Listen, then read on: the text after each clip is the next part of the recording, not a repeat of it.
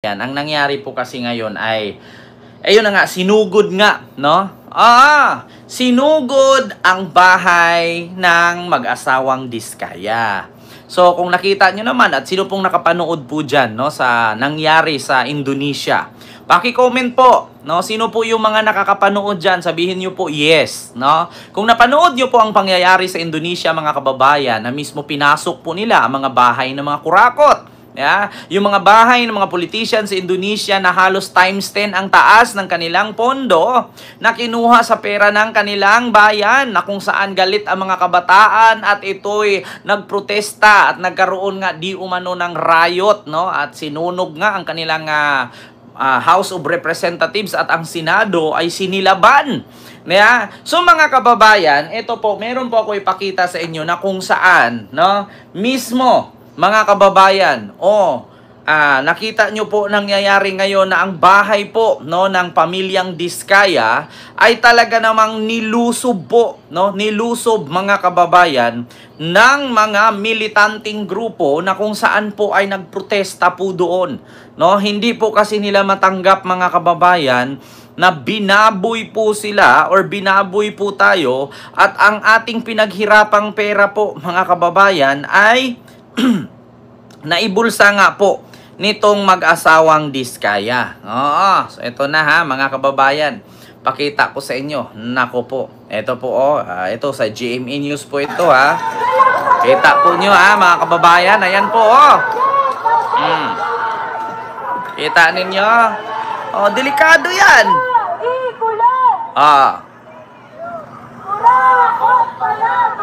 Sabi ko nga sa inyo, mga kababayan, yung nangyari sa Indonesia, no, may posibilidad or possibility na mangyari talaga sa Pilipinas yan. Hanggat tuloy-tuloy ang korupsyon, tuloy-tuloy ang pangungulimbat na mga kontraktor, mga politician, ang mga Pilipino kasi, mga kababayan, may kapangyarihan. Yan po ay tinatawag nating people power. Kapag yan po ay lulusob, yan po'y magkakaisa, at yan po'y magsasama-sama, wala pong batas na makakapigil dyan. Tao po kasi ang gumawa ng batas. Hindi po batas ang gumawa ng tao. Kaya sabi ko sa inyo, mga kababayan, sampol pa lang yan.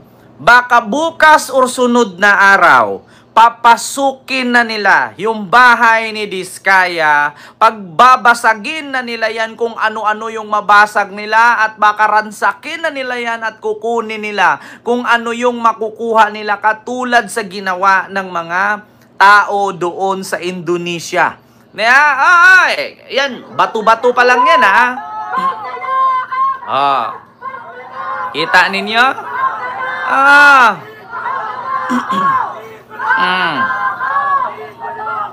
Diba? Kita ninyo? Kinalampag. Binato ng putik. Sinulat-sulatan. Diyos ko. Mga kababayan, ito, gusto ko lang sabihin sa inyo.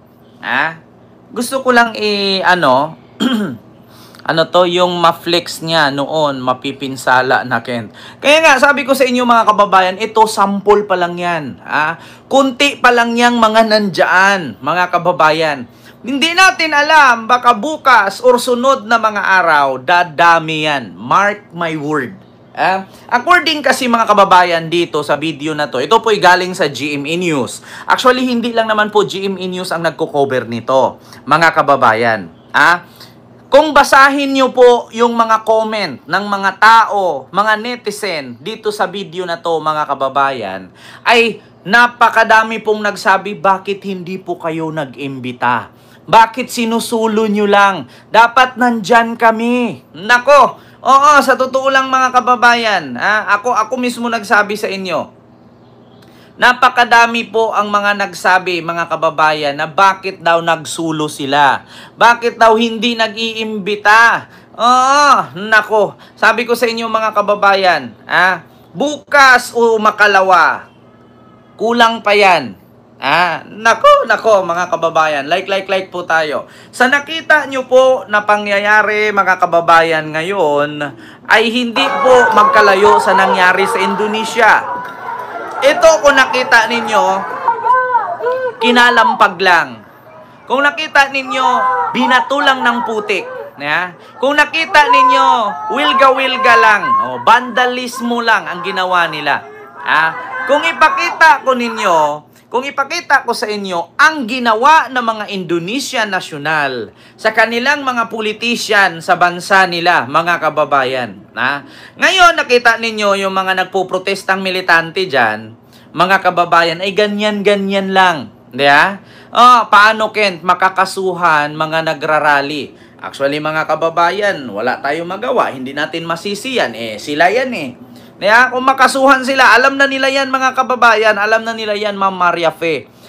Kung makasuhan sila, kasalanan po nila yan. Pero alam po nila yung ginagawa nila. Hindi naman sila magaganyan yan. Kung, hindi, tawag dito, hindi po magaganyan yan kung hindi nila gusto.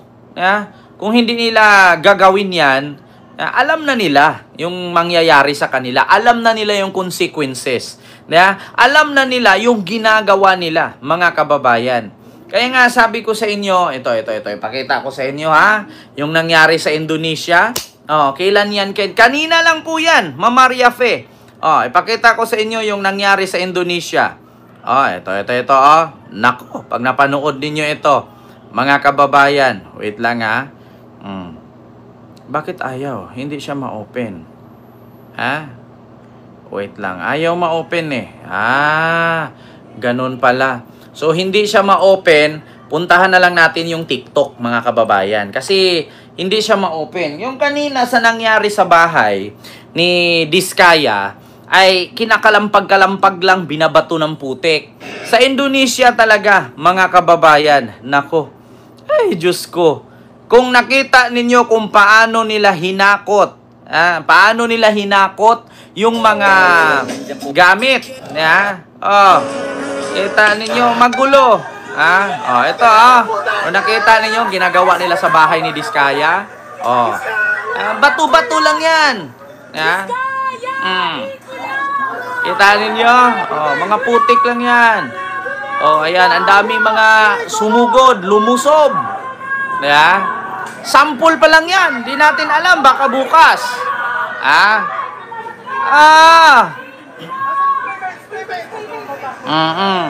Umpisa pa lang yan, mga kababayan. Nilusob at niransak ng mga Indonesian ang ilang bahay ng mga politiko. Kita Winasak ninyo? nila ang mga luxury car at tinangay ang mga mamahaling gamit. Ang ugat niyan, korupsyon sa gobyerno. Narito ang Kita Frontline News ninyo? Abroad.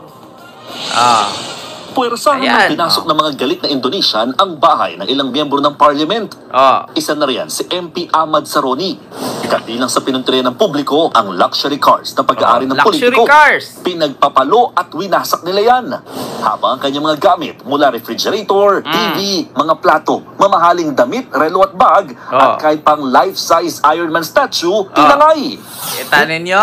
Mga plato, mga damit, mga relo, mga mamahaling gamit, mga refrigerator, hanggat kaya mong bitbitin, sa'yo yan, ninakaw nila yan. At mismong lumabas sa bunganga ni Jinggoy at ilan pang mga senador, hindi ka po ba nahiya? Maraming Pilipino na naghihirap at apektado sa baha. Samantalang kayo nabubuhay kayong marangya. So, ibig sabihin, yun palang basihan na yun na totoong nagnakaw. Bakit? Hindi naman sasabihin ng mga senador na, hindi ba kayo nahihiya? Buhay prinsesa ka dahil sa pera ng taong bayan. Kaya ang tao nagising. Looban din na tinagtad ng spray paint ang bahay ng politikong si Uya Kuya. Nauna nang niransak ng mga ralista ang bahay ng Indonesian Finance Minister. Diba? Sinunog din nila ilang government office, pati headquarters sa mga polis, hindi pinalagpas. Kita niyo? Ang ilan naman, may dalang watawat ng kilalang Japanese anime na One Piece, na naging simbolo na ng protesta sa mga polisiya ng gobyerno sa bansa. Diba? Sa halos isang linggo ng mga riot sa Indonesia, 8 na ang naitalang nasawi. Nag-umpisa yan ng tutulan ng mga estudyante at iba pang progresibong grupo ang 50 million rupiah o higit 170,000 pesos na house benefits kada buwan ng halos 6 na raang miyembro ng House of Representatives. Kita ninyo, mga kababayan, mangyayari at mangyayari yan dito sa Pilipinas. Hindi man sa lahat ng politician, alam nyo mga kababayan, dito sa ating bansa, ang mga Pilipino pagdating sa chismis nangunguna. So, kung kaya, siyempre isipin ng mga tao, kung ayan nga, kaya sa Indonesia, sa Pilipinas ba hindi? At may karapatan din naman silang magwelga at magprotesta or manlusob dyan kasi nga pera nila yan.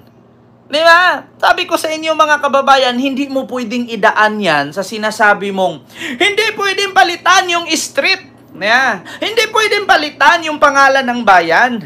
Huwag nating ipagkait. Yeah. Hindi natin ipagkait yung ayuda para sa mamamayan. Anong klase ito? Hihiramin ko lamang yung salita ni Senador Bato. Grabe ang nangyari ngayon. Anong klase? Sino ba yung nagsasalita ng ganun? Yeah? Sino ba yon? Hindi. Sabi ko sa inyo, hindi yung madadala pang MMK yan. Hindi nyo madadala sa pang MMK yan, mga kababayan. At least, napanood ninyo, ha? Continue. Times na mas mataas yan sa minimum wage. Lumala pa ang protesta ng masagasaan at mapatay ng mga pulis ang isang delivery rider. Ipinag-utos na ni Indonesian President Prabowo Subianto na tanggalin ang ilang allowance at pribilehyo ng mga kongresista.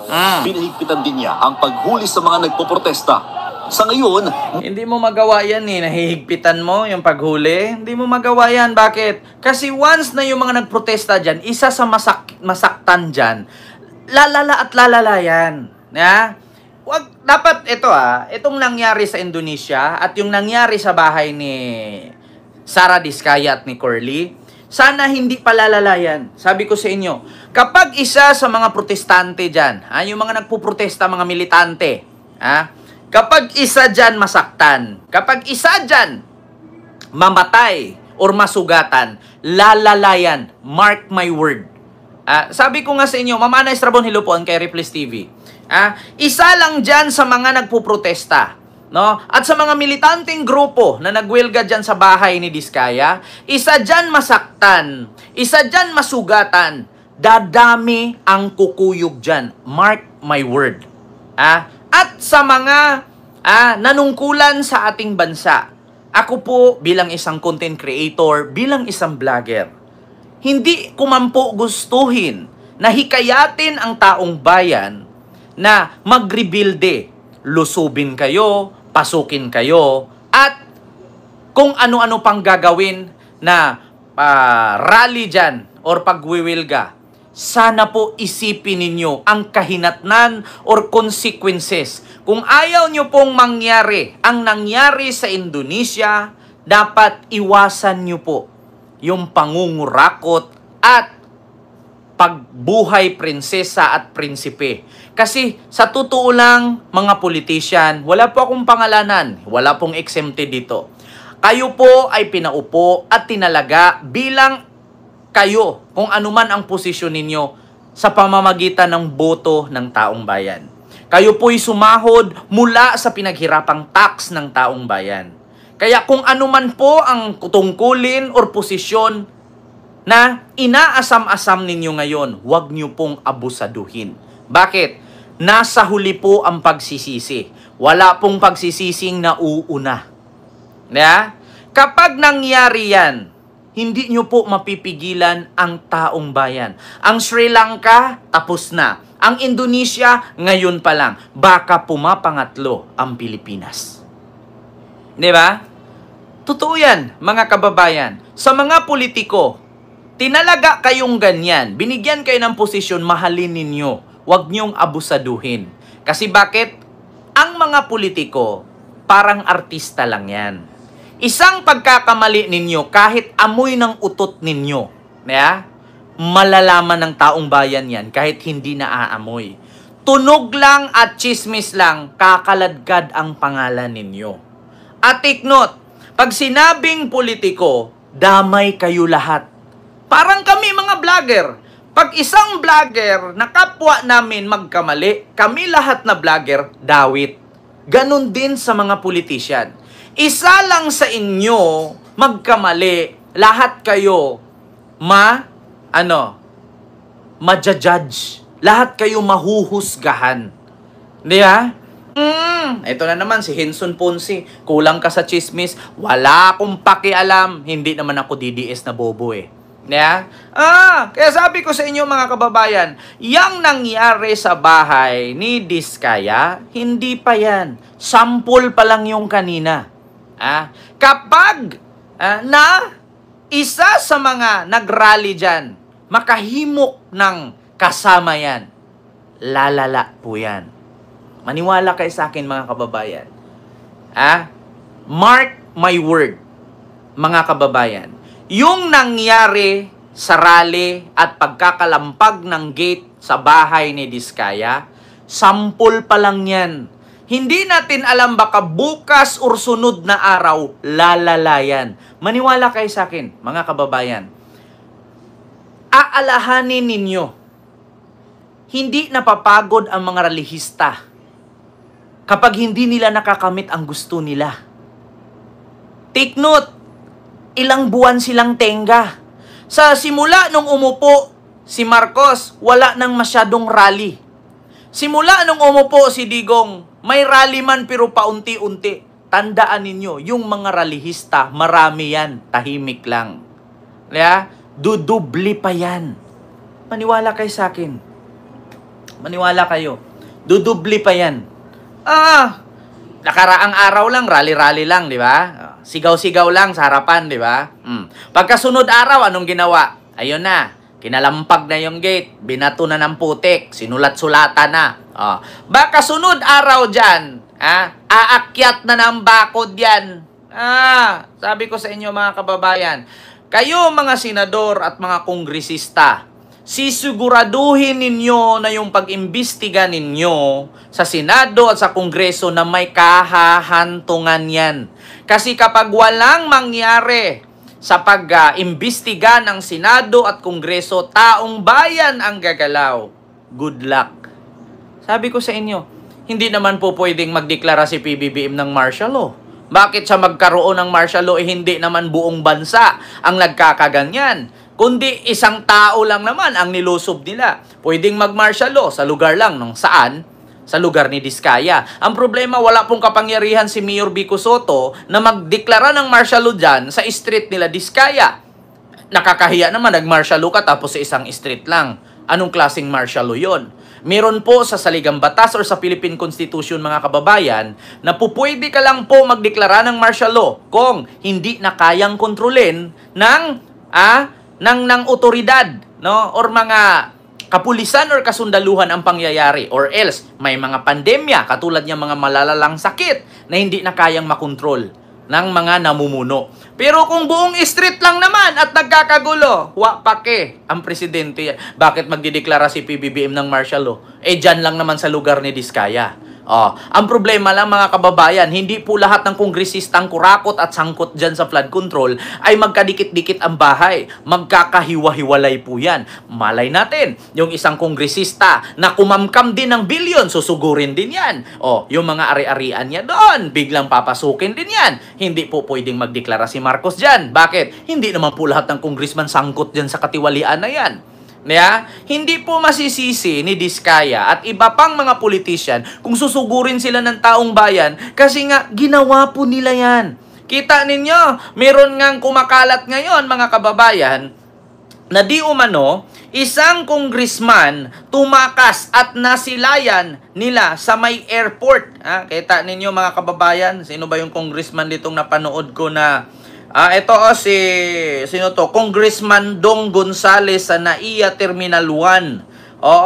Nakita nitong isang news scooper, mga kababayan. Ito po siya, ito po. Wait lang. Buksan natin, mga kababayan. Ay, hala, hindi siya pwedeng buksan. No? Ito po, mga kababayan. Ayan, nakita po yung congressman anong pangalan niya? Spotted Congressman Dong Gonzales sa NAIA Terminal 1. Maglilipat bahay na ba? Ayan po siya nakatayo mga kababayan. Kasama po niya yung babaeng naka-pink. No? Ito po siya. Si Congressman Dong Gonzales. Actually, ito po siya.